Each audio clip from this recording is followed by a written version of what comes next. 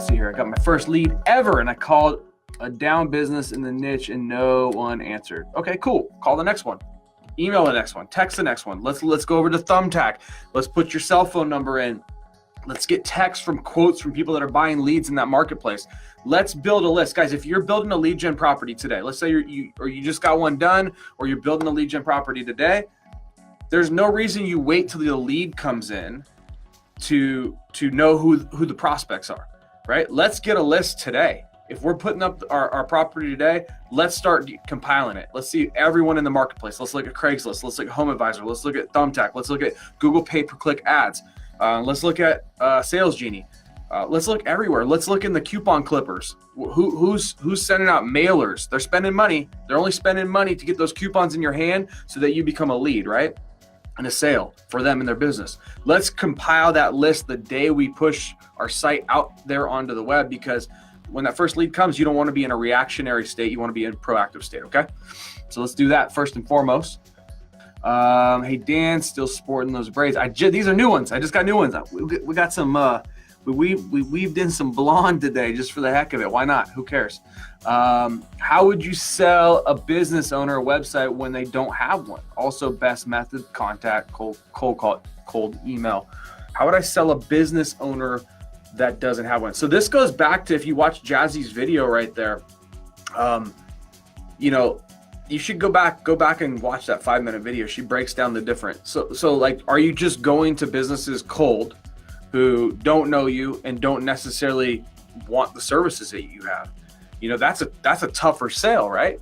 So I don't know if I'd always be in that game of just trying to convince a business owner that doesn't have a website, because sometimes you get those business owners that their business is actually doing just fine, and they don't believe that the internet is something that they actually need to be on. They're like, look, we got a Facebook page, or we got a Instagram, or we got a flyer that we post at the local grocery store or at our church or whatever. And you know what? We're so busy with business, we don't need that. Like, so they don't actually believe in the product you're selling. So always kind of do that test against, the prospect that you're potentially selling to, and do they fit into that ice cold? Do they fit into that easy money, that mid-level? Like, where do they fit? That'd be my first question. Now, second, I could sell a website to someone that doesn't have one, for sure, that is in that ice cold. But I think what a lot of people don't understand is, like, sales, if any product, is a numbers game, right? So it doesn't matter. What you need to be looking at is like, okay, there's 100 businesses that I identified today that don't have a website. There's 100 of them.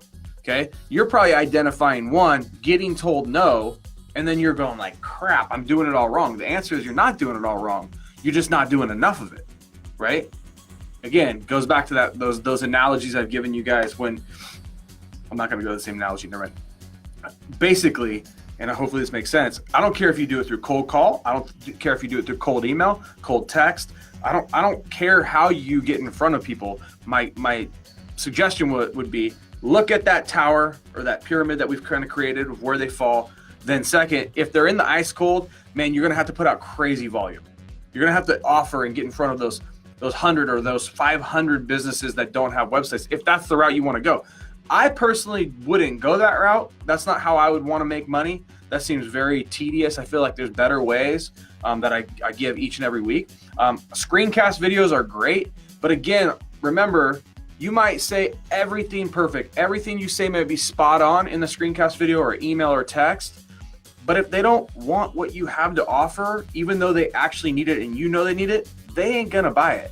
What you might run into is the business owner who just got started, right? Who wants one. And a really good way to work with them is usually they're cash poor.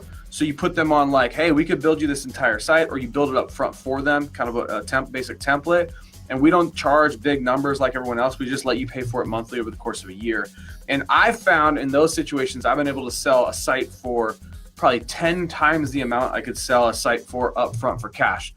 So one good site that I did long ago, we sold it for $350 a month on a 12-month contract. At the end of the 12-month contract, we just turned their site over. So 350 times 12, I think, is like $4,200. It's 2 pages. Okay, but it does exactly what they needed. It's ugly, it's nasty, but it ranks number 1 because I put some basic SEO into it to try to help them out, and it does. They have a little form on there that's a Weebly form. It's super simple.